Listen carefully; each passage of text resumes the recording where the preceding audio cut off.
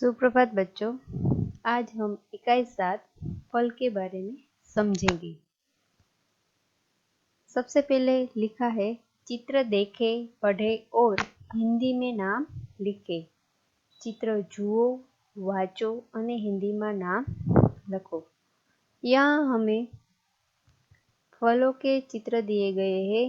हमें वो चित्र देखने हैं, उसे पहचानने हैं और नीचे जो नाम लिखे हुए हैं वो पढ़ने हैं। यहाँ नाम है वो हिंदी और गुजराती दोनों भाषा में दिए गए हैं। सबसे पहले देखें तो जो चित्र दिया गया है वो है अनार का। अनार को गुजराती में दाडम कहते हैं। उसके बाद है आम। आम को गुजराती में केरी कहा जाता है। और उसके बाद है अंगूर। अंगूर को गुजराती में द्राक्ष कहा जाता है। उसके बाद है सेब। सेब को गुजराती में सफरजन कहा जाता है। अब देखें तो दूसरी हरोड़ में है सबसे पहला चित्र है केला। केले को गुजराती में केड़ू कहा जाता है। और उसके बाद है नारंगी। नारंगी को गुजराती में नारंगी ही कहा जाता है। और आगे देखें तो पपीता।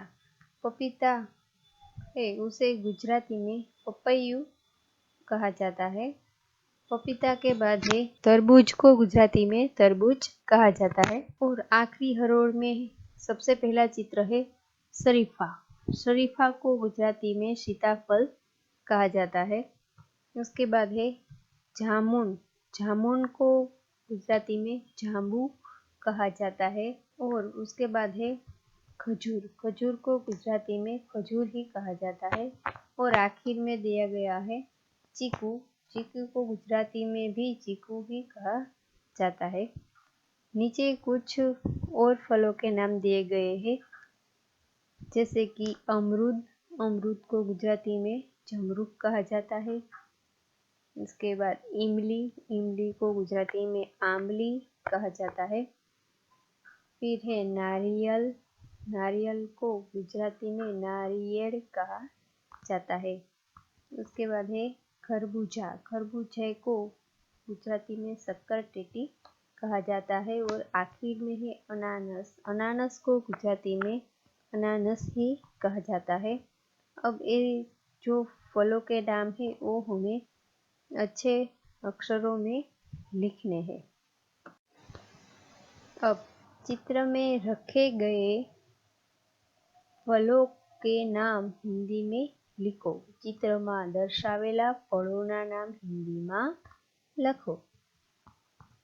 यहाँ पे हमें अलग अलग फलों के चित्र दिए गए हैं और चित्र की बाजू में ही गुजराती में नाम लिखे हुए हैं। हमें वो फलों के नाम हिंदी में लिखने हैं। सबसे पहला है नारंगी। तो नारंगी को हिंदी में क्या कहा जाता है? नारंगी को हिंदी में नारंगी ही कहा जाता है। और दूसरा चित्र है केड़ा। केड़ा को हिंदी में केला कहा जाता है। केले के बाद है सफरजन। सफरजन को हिंदी में सेब कहा जाता है। तो वहाँ पे हम लिखेंगे सेब। उसके बाद आम का चित्र है और वहाँ लिखा है केरी। तो केरी को हिंदी में कहते हैं आम। तो हम वहाँ पे आम लिखेंगे। उसके बाद है दाडम। दाडम को हिंदी में क्या कहा जाता है? बहुत अच्छे।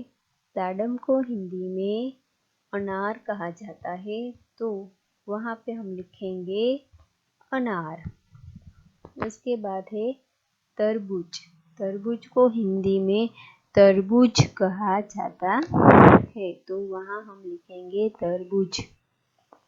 और आखिर में है पपैयू। पपैयू को हिंदी में पपीता कहते हैं। तो आखिर में हम क्या लिखेंगे? पपीता। अब है गुजराती नाम के सामने हिंदी में नाम लिखो। गुजराती नामनी सामे हिंदी में नाम लखो। यहाँ पे हमें गुजराती में नाम लिखे हुए दिए गए हैं। हमें उसके सामने हिंदी में नाम लिखने हैं। सबसे पहले है वो है लिखा हुआ है जमरुख।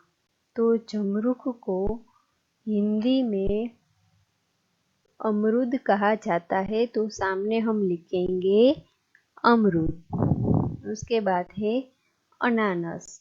तो अनानस को हिंदी में अनानस ही कहा जाता है, तो सामने हम लिखेंगे अच्छे अक्षरों में अनानस। उसके बाद है खजूर। तो खजूर को हिंदी में खजूर ही कहा जाता है, तो हम सामने लिखेंगे खजूर। उसके बाद द्राक्ष। द्राक्ष को हिंदी में अंगूर कहा जाता है, तो सामने हम क्या लिखेंगे अंगूर। अब है सकरटेटी। सकरटेटी को हिंदी में खरबूजा कहा जाता है, तो वहाँ पे हम लिखेंगे खरबूजा। और आखिर में है आंवली। आंवली को हिंदी में इमली कहा जाता है, तो वहाँ हम लिखेंगे इमली।